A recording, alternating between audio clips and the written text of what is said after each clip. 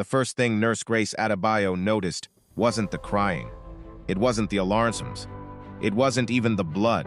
It was the smile, a small smile, gone almost as quickly as it appeared. The kind of smile that slips across someone's face when they think nobody is watching. Grace would think about that smile for months afterward, because it appeared at exactly the wrong moment. At 11:43 p.m., room 14 of St. Gabriel Women's Medical Institute became the most important room in the hospital. Inside, doctors were fighting to save a life. Out, someone appeared to be waiting for that life to end. The patient was Vanessa Reed, 32 years old, 38 weeks pregnant, admitted earlier that evening after suffering severe complications during what had begun as a completely normal pregnancy. Her condition had deteriorated rapidly. By 10:30 p.m., the delivery team had already called in specialists. By 11 p.m., additional blood units were being prepared. By 11:30 p.m., nobody in the room was pretending things weren't serious. And by 11:43, Hannah Bello made the call nobody wanted to hear. "We're losing her." The room moved instantly. Nurses, surgeons, anesthesiologists. Everyone knew exactly what to do. Everyone except Vanessa, because Vanessa was unconscious. Outside the room, 3 people sat in silence.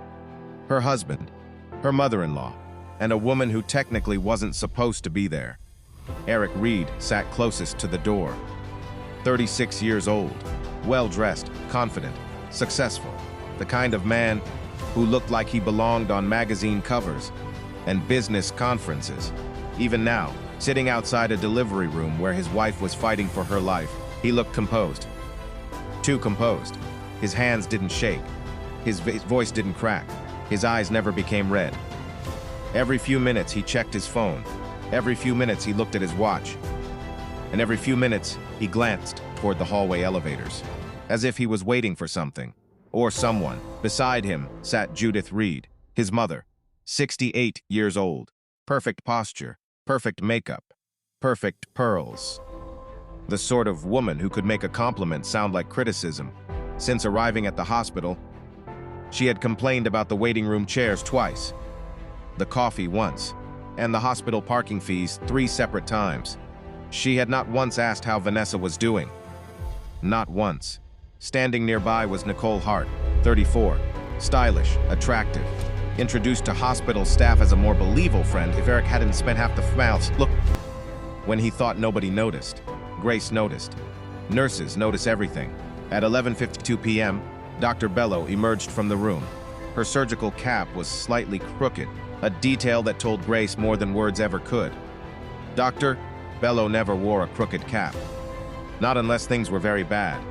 Eric stood immediately. "How is she?" The doctor hesitated. Only for a second. But sometimes a second says everything. "She's critical."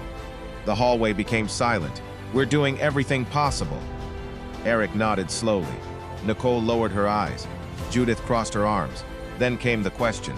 Not from Eric, not from Nicole, from Judith. "What happens if she doesn't make it?" Grace looked up from her workstation. So did another nurse. Dr. Bello stared at Judith for a moment, then answered Vitals look carefully. stable for now. "Our focus right Let's now schedule is another keeping her scan in the alive." next hour to be sure. And with that, she returned to room 14. The silence that followed felt strange. Wrong somehow. Like everyone had heard more than what was actually said. At 12:17 a.m., Grace stepped into the supply room to retrieve medication. The door hadn't fully closed behind her when she heard voices from around the corner. Low voices. Whispering. She wasn't trying to listen. But certain words have a way of forcing themselves into your attention. "The paperwork is already done, Eric." Grace froze. "We confirmed everything last month." Nicole replied quietly. "And if she survives?" Several seconds passed. Then Judith spoke. "She won't." The certainty in her voice made Grace's stomach tighten. "We've already discussed this." Silence. Then Eric again. "If things happen the way they're supposed to." He stopped, as though realizing someone might hear, then lowered his voice even further. Grace couldn't make out the rest, but she had already heard enough. Far too much. Back inside room 14, Vanessa's heart rate began dropping again. The monitor numbers changed. Not dramatically, not all at once, but enough. Enough to make every trained professional in the room understand what was happening. The body was beginning to surrender. Dr. Bello stepped closer. Prepare for emergency intervention. Nobody argued. Nobody questioned. The next 30 minutes would determine everything. At 12:48 a.m., the situation became critical. At 12:52 a.m., Vanessa's blood pressure crashed. At 12:54 a.m., one of the monitors began sounding an alarm nobody wanted to hear.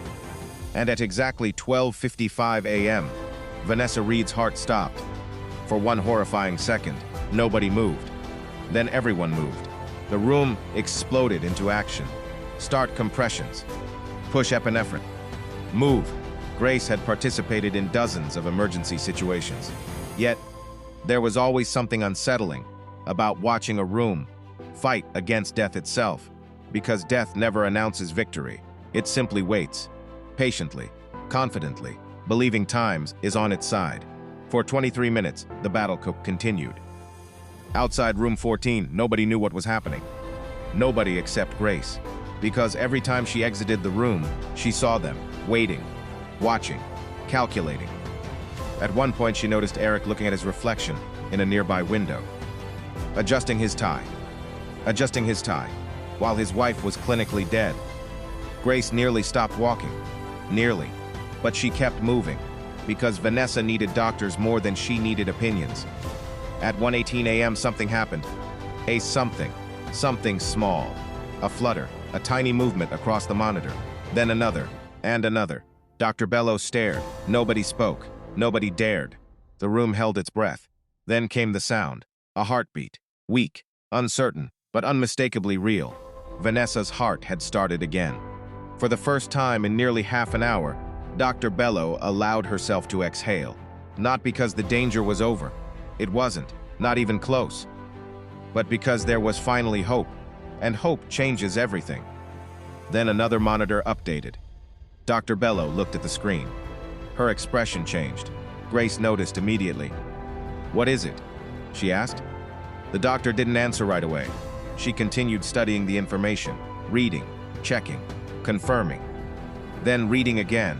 Finally, she whispered, "That can't be right." Grace moved closer. The doctor pointed. Grace looked, then blinked, then looked again. Oh my God! The room suddenly felt much smaller, because what they had just discovered would change everything. Not just as for Vanessa. Not just for the baby. For everyone waiting outside that room. Including people who believed they already knew how this story was going to end. They were wrong. Very wrong. And before sunrise, every plan they had carefully built would begin falling apart. The discovery wasn't dramatic. Nobody gasped. Nobody dropped equipment. Nobody stepped backward in shock. Real life rarely works that way. Instead, Dr. Hannah Bello stared at the screen for several seconds longer than normal. Then she checked the data again. Then she requested another scan. Because medicine teaches caution, especially when something appears impossible, Grace stood beside her. "What are you seeing?" Bello didn't answer immediately. The room remained focused on Vanessa. The patient was alive. Barely, but alive. And that came first, always. The second scan took less than 3 minutes. 3 minutes that felt like 30. When the results appeared, Dr. Bello leaned back slowly. The same expression crossed her face that Grace had seen only a handful of times. The expression of someone realizing reality is different from what everyone assumed. "It's confirmed, Doctor," Bello said quietly. Grace looked at the screen, then at the doctor, then back again. The words barely escaped her mouth. Nobody told them no. They have no idea? Dr. Bello shook her head. No idea. At 1:36 a.m., Doctor. Bello left room 14. Eric stood immediately. Nicole straightened.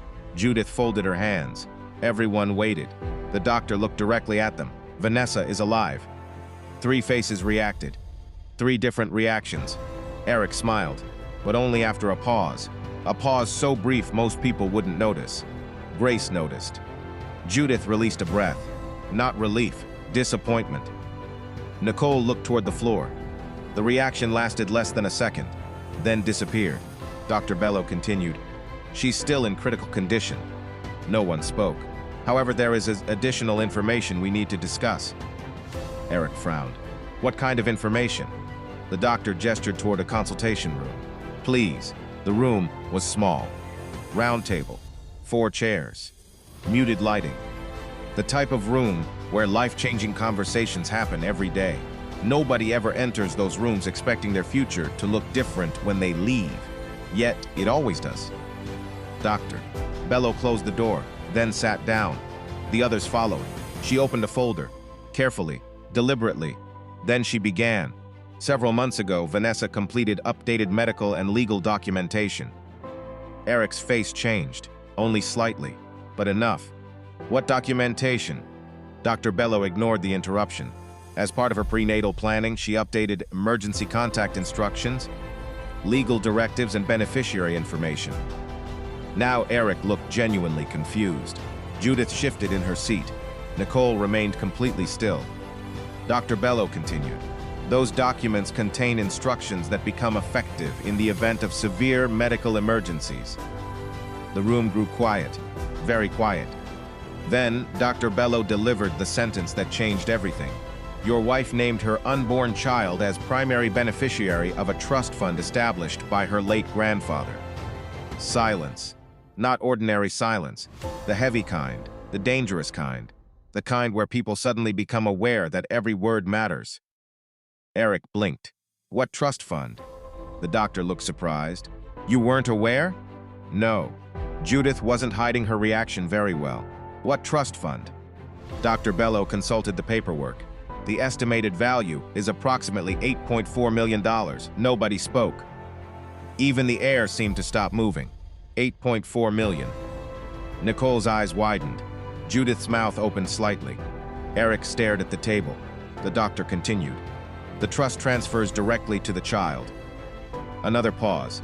It cannot be accessed by a spouse. Eric finally looked up. What? The terms are very specific, Doctor. Bello folded her hands. If Vanessa were unable to make decisions for herself, a court-appointed guardian would oversee those assets until the child reaches adulthood. The silence returned. Longer this time. Much longer. Then Eric spoke. That doesn't make any sense. It appears to make perfect legal sense. Dr. Bello's voice remained calm, professional, neutral. Yet Grace noticed something. The doctor wasn't simply delivering information anymore. She was observing, watching, learning, collecting pieces of a puzzle. Across the table, Judith's composure was beginning to crack. Why wouldn't she tell us? Dr. Bello answered honestly. I don't know, but she had a theory forming slowly in the back of her mind. At 2:07 a.m., the meeting ended. Nobody looked happy, which was strange, because Vanessa had survived. The baby had survived. Every piece of news should have been positive, yet somehow the atmosphere felt darker than before. Eric walked out first, phone already in hand. Judith followed. Nicole lingered behind, just long enough for Dr. Bello to notice. You seem concerned. Nicole forced a smile. I'm just overwhelmed. Then she left. Dr. Bello watched the door close. Something felt wrong. Not medically, personally, instinctively. The kind of feeling experienced doctors learn not to ignore. Back in room 14, Vanessa remained unconscious. Machines monitored every heartbeat, every breath, every tiny improvement. Outside, dawn approached. Inside, secrets were beginning to surface. At 3:10 a.m., Grace walked through the administrative wing. She wasn't looking for anything, just retrieving paperwork. But chance has a way of placing people exactly where they need to be. The conference room door was slightly open. Inside sat Eric, Judith, and Nicole. Their voices were low, tense, angry. Grace froze, not visibly, professionally. But she listened. You said she didn't know, Eric. Nicole answered immediately. She didn't, then explained the trust. I can't. Judith slammed a hand onto the table. The sound echoed. $8 million. Nobody spoke. Then Judith said something Grace would never forget. We spent 2 years preparing for this. The room went silent. Even Eric looked shocked. Perhaps because she had said it out loud. Perhaps because some truths are more dangerous once spoken. Nicole looked toward the door. Grace stepped back instantly, heart pounding. She waited, counted to 10, then continued walking. Professional, calm, invisible, but her mind raced. 2 years? Preparing for what? At sunrise, Vanessa remained unconscious. The baby remained stable. And Dr. Bello finally found a moment to review Vanessa's complete records. Thousands of pages. Appointments. Notes. Scans. Medical history. Most doctors would never read everything. There wasn't time, but something about this case felt different. Around page 72, she found it. A note. Brief. Easy to overlook. Written 8 months earlier.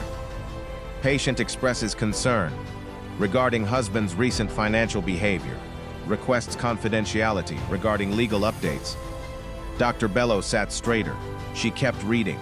Patient requests separate storage of legal documents. Patient does not wish spouse notified. Another note. 3 months later. Patient reports feeling pressured regarding property transfers. Another. 6 weeks later. Patient requests recommendations for a state attorney. Dr. Bello closed the file. Slowly. Very slowly. Now the puzzle pieces were beginning to fit. Not perfectly, but enough. Enough to see the picture forming. Outside the window, sunlight climbed over the city. Inside room 14, Vanessa Reed slept. Unaware. Unaware that she had survived death. Unaware that her daughter had survived with her. Unaware that the people she trusted most were beginning to reveal exactly who they were. And, most importantly, unaware that someone had already started putting the pieces together. Someone who wasn't going to look away. Because sometimes a doctor's job doesn't end when the patient survives. Sometimes survival is where the real story begins. Vanessa Reed opened her eyes 46 hours later. At first, she thought she was dreaming. The ceiling looked unfamiliar. The lights seemed too bright. Her body felt impossibly heavy. Then came the sound, the steady rhythm of monitors, the quiet footsteps, the distant voices beyond the door. Hospital sounds, real sounds. Slowly, memory returned, the pregnancy, the pain, the ambulance, then nothing. A shadow moved beside her bed. Dr. Hannah Bello. Unlike most doctors, she wasn't standing, she was sitting. Later, Vanessa would remember that detail more than anything else. Because doctors sit when they intend to stay. They sit when they have something important to say. And they sit when they know the person in front of them needs more than medical information. They need honesty. Well, welcome back, Dr. Bello said gently. Vanessa tried to speak. Nothing came out. The doctor handed her water. She took a small sip. Then another. Finally, her voice returned. My baby? The question came immediately. Not about herself, not about what happened, about the baby. Dr. Bello smiled. The baby is alive. Tears instantly filled Vanessa's eyes. The kind of tears that arrive before emotions can organize themselves. Relief, fear, gratitude, all mixed together. Can I see her? You will. The doctor's smile remained. But first, there's something you should know. Vanessa's expression changed. The same expression every patient gets when they hear those words. The expression of someone preparing for bad news. Dr. Bello noticed and quickly shook her head. No, not bad news. A pause. Then, very unexpected news. Vanessa frowned. Dr. Bello leaned forward. You didn't give birth to one child. For several seconds, Vanessa simply stared. The words didn't register. Then they did. And her eyes widened. What? Dr. Bello smiled again. You gave birth to a daughter. A pause. And another surprise. Vanessa blinked. Twice. What do you mean? The doctor opened a folder. There was a second baby. The room became completely silent. Vanessa stared as though the world itself had stopped making sense. A second baby? Yes. That's impossible. Apparently not. Dr. Bello laughed softly. The second child was positioned in a way that complicated imaging throughout the pregnancy. Vanessa shook her head repeatedly. No then. No way. Then you're serious. The doctor nodded. Very serious. For the first time since waking up, Vanessa smiled. A real smile. A smile so powerful it transformed her entire face. Then she cried. Not because she was sad. Because some moments are too large for words. 2 daughters, alive, both alive, against every expectation, against every medical probability, against death itself. At that exact moment, 2 floors away, in neonatal intensive care, 2 tiny girls slept peacefully, completely unaware of the chaos they had already survived. Several hours later, Vanessa finally met them. The nurses wheeled her carefully through the hospital corridors. Grace walked beside her. The NICU doors opened, and there they were, small, fragile, beautiful. The first daughter yawned. The second stretched her tiny fingers. Vanessa immediately broke down, not dramatically, not loudly. Quiet tears, the kind that come from gratitude. She stared at them for almost 10 minutes before speaking. They're real. Grace laughed. They are. Vanessa reached toward the nearest incubator. They're really here, neither nurse interrupted. Some moments belong entirely to the people living them. This was one of them. Eventually, Vanessa whispered, "Where's Eric?" The question landed differently than she intended. Grace felt it. So did Dr. Bello. Neither answered immediately. Vanessa noticed, and suddenly the room felt different. Smaller, heavier. What happened? Dr. Bello looked at Grace. Grace looked back, both silently agreeing on the same thing. Vanessa deserved the truth. But truth must sometimes be delivered carefully, especially after someone nearly dies. There's something we need to discuss, Dr. Bello said. Vanessa listened. At first, she said nothing. As the doctor explained the strange behavior in the hallway, the whispered conversations, the comments about paperwork, the trust fund, the legal documents, Vanessa's face became unreadable. Not angry, not shocked, not even surprised, which concerned Dr. Bello more than any reaction would have. When the explanation ended, silence filled the room. Finally, Vanessa looked through the glass at her daughters. Then she spoke, quietly. "I knew." Grace blinked. "What?" Vanessa kept watching the babies. "I didn't know everything." A pause. "But I knew something wasn't right." Dr. Bello remained silent, listening. Vanessa continued. "For almost a year," neither woman interrupted. "When my father died, he left me his shares." She swallowed. "Not enough to make headlines." Another pause, but enough to change someone's life. The pieces were beginning to fit together. I started noticing changes.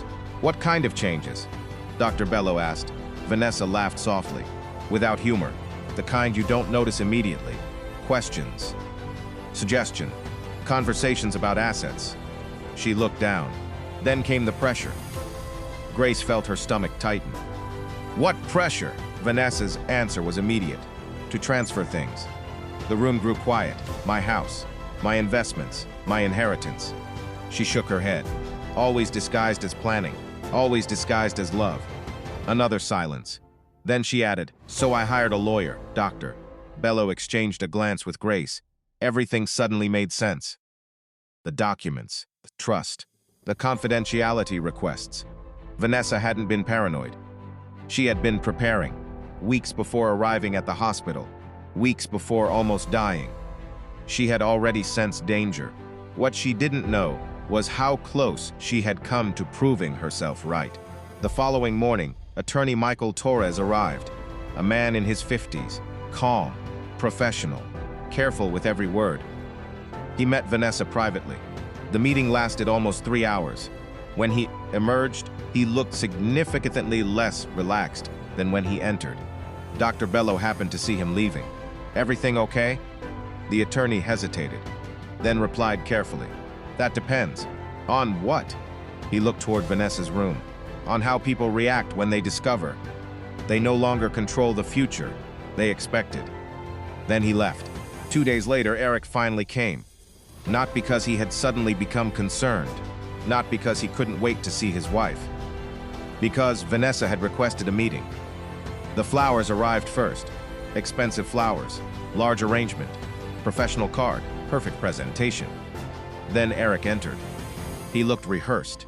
The apology was already written in his eyes. Vanessa immediately recognized it.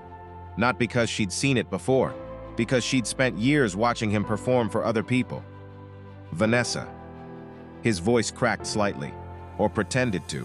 She wasn't sure anymore. "Sit down." He obeyed. Outside the room, Grace paused at the nursing station. Not eavesdropping, just close enough to intervene if necessary. Inside, neither spoke for several moments. Then Vanessa broke the silence. "I know." 3 words, nothing more. Eric froze. "What do you mean?" Vanessa held his gaze. "I know." The room became very still. The kind of stillness that appears right before something breaks. And for the first time since arriving at the hospital, Eric Reed looked genuinely afraid. Not afraid for Vanessa. Not afraid for the children. Afraid for himself. Because the woman he believed would never discover the truth had survived. And she was no longer asking questions. She already had answers. Eric stared at Vanessa. For the first time in years, he had no prepared response. No polished explanation. No carefully crafted story. Just silence. Finally, he spoke. "Vanessa, it's not what you think." Vanessa almost laughed. Not because it was funny, because it was predictable. "Then tell me what it is." Eric looked away. "I made mistakes." "Mistakes?" Vanessa nodded slowly. "An affair is a mistake. Planning your future around my death is a choice." The words hit harder than she intended. Eric's face drained of color. "You don't understand." "No," Vanessa said calmly. "I understand perfectly." She reached into the bedside drawer and removed a folder. The sight of it immediately made him nervous. "My lawyer helped me organize everything." She placed the folder on her lap. The trust, the property, the investments, the divorce papers. Eric froze. "The what?" "The divorce papers." The room became silent. Outside the window, afternoon sunlight filled the hospital room. Inside, a marriage quietly ended. "You already filed?" "Yes." Eric rubbed his face. "This is happening too fast." Vanessa shook her head. "No, it's happening years too late." For several moments, neither spoke. Then Eric tried one final time. "I never wanted this." Vanessa looked directly at him. "The problem is that I believe you." His eyes widened. She continued. "I don't think you wanted this. I think you wanted everything. The money, the house, the security. And when those became more important than me, you stopped being my husband." Eric had no answer, because some truths leave no room for argument. A soft knock interrupted them. Grace stepped inside. She wasn't there by accident. She had been checking in regularly, making sure Vanessa wasn't facing everything alone. Vanessa looked toward her, then back at Eric. "I think we're finished." The words were quiet, but final. Eric stood slowly. For a moment, he looked as though he wanted to say something, to defend himself, to apologize, to explain. Instead, he simply nodded, then walked toward the door. Halfway there, he stopped. "Will I ever see the girls?" Vanessa's eyes softened. "Not for him. For her daughters. That depends on the choices you make next." Eric lowered his head, then left. The door closed behind him. And just like that, the future he thought he had planned disappeared. Later that evening, Judith Reed arrived. Alone. The confidence she usually carried was gone. So was the arrogance. Age suddenly seemed visible on her face. She sat quietly beside the bed. For nearly a minute, neither woman spoke. Then Judith sighed. "I suppose you've heard everything." "Enough." Judith nodded. There was no denial, no excuse, no argument, just regret, or something close to it. When she left, Vanessa felt surprisingly little. Not anger, not satisfaction, just clarity. Some relationships don't end in explosions. They end when the truth finally removes the illusion. That night, Vanessa visited the NICU. Both daughters were sleeping peacefully. Tiny hands, tiny breaths, tiny lives that had already survived more than anyone knew. She stood there for a long time, watching them, protecting them, loving them, and realizing something important. She had almost lost everything. Instead, she had been given a second chance. Not everyone receives one. She intended to use hers wisely. 3 months later, Vanessa walked through the front door of her new home, carrying one daughter while the other slept peacefully in a stroller beside her. The divorce was moving forward. The trust remained protected, and for the first time in years, her future belonged entirely to her. A week later, Dr. Hannah Bello received a photo. 2 smiling baby girls, healthy, growing stronger every day. Attached was a short message. Thank you for helping me survive long enough to see who truly belonged in my life. Dr. Bellows smiled, then saved the photo, because some victories aren't measured by medical charts. They're measured by second chances. Vanessa would never forget the night everything fell apart, but she would never forget something else either. The night everything began again.